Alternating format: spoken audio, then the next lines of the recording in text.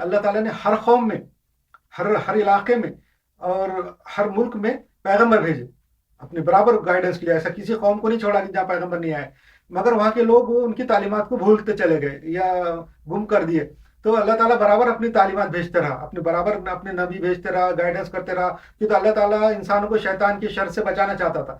شیطان نے جو چیلنج کیا تھا کہ میں آدم کو بہکاؤں گا، اس سے بچانے کے لیے اللہ نے یہ انتظام کیا کہ لوگ انسانوں کی گائیڈنس کے لیے پیغمبر بھیجتے رہے. اور پیغمبر بھی ایسے بھیجے کہ جو لا ہے اللہ کا، جو غیر جانبداری کا، یہ شیطان کو فری اینڈ فیئر موقع دینے کا، وہ بھی نہیں توڑا.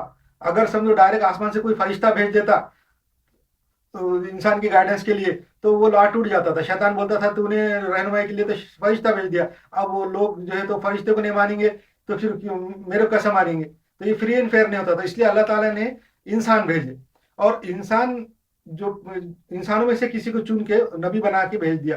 تو وہ نبیوں کے اوپر بھی لوگوں نے اعتراض کیے کہ یہ نبی تو انسان ہے. اس کے بارے میں بھی میں نے پچھلے چیپٹر میں تفصیل بتا دیا تھا کہ نبیوں کا انسان ہونا کیوں ضروری ہے. کیوں؟ تو نبی جو تعلیمات لے کے آتے، جو ہدایت لے کے آتے اللہ کی، اس کے اوپر سب نے عمل کرنا ہوتا ہے. خالی نبی کی زندگی تک نہیں رہتا، نبی کے انتقال کے بعد وہ پوری ماننے والوں پہ، پورے لوگوں کے اوپر وہ لازمی ہو جاتا ہے کہ اس کے اوپر عمل کرے. اور اس کے اوپر عمل وہی کر سکتے جو انسان ہے.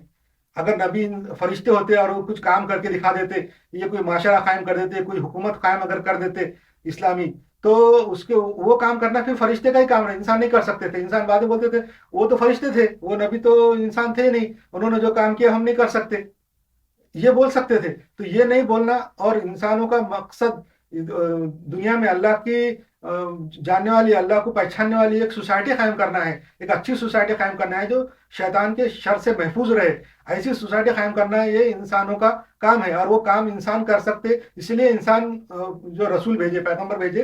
اب مگر یہ ہمارے لوگوں کو، بہت سارے لوگوں کو یہ کنفیوژن ہے کہ وہ نبیوں کو انسان نہیں سمجھتے، وہ سمجھتے وہ انسان نہیں ہے. جب یہ اس کی وجہ یہ ہے کہ ان کو مقصد نہیں معلوم ہے یہ کس وجہ سے پیغمبر بھیجے. اس بات کا اگر مقصد معلوم ہو جائے تو پھر وہ پیغمبروں کو انسان نہیں بولیں گے. مگر ان کو معلوم نہیں، وہ سمجھتے پیغمبر بہت بڑی چیز ہے اور وہ انسان نہیں ہے.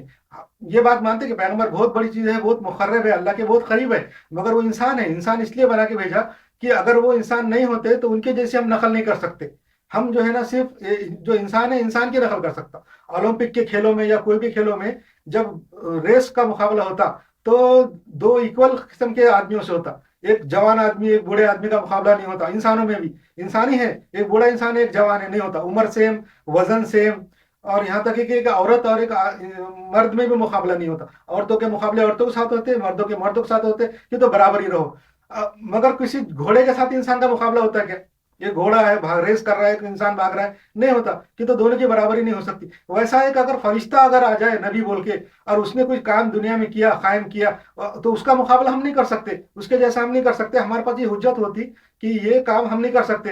اور اللہ تعالیٰ پھر انسانوں کو پکڑ بھی نہیں سکتا تھا کہ تم نے دین قائم کیوں نہیں کیے، دنیا کے اندر اچھائی قائم کیوں نہیں کی، انصاف قائم کیوں نہیں کیے، تم نے اللہ کی رہنمائی کیوں نہیں دنیا میں قائم کیے. تو انسان بول سکتے تھے کہ وہ ہم نہیں کر سکتے، ہم تو انسان ہیں، وہ فرشتے تھے نبی، اس لیے انہوں نے کیے، ہم نہیں کر سکتے. تو اللہ تعالیٰ کچھ نہیں کر سکتا تھا. تو یہ نہیں ہونا، اس لیے لاجیکلی اللہ تعالیٰ نے سارے نبیوں کو انسان بنا کے بھیجا. یہ بھی ایک بحث ہے، اور وہ اس لیے لوگوں کے اندر کنفیوژن ہے کہ لوگوں کو یہ نبیوں کا مقصد نہیں معلوم کہ کیوں آئے.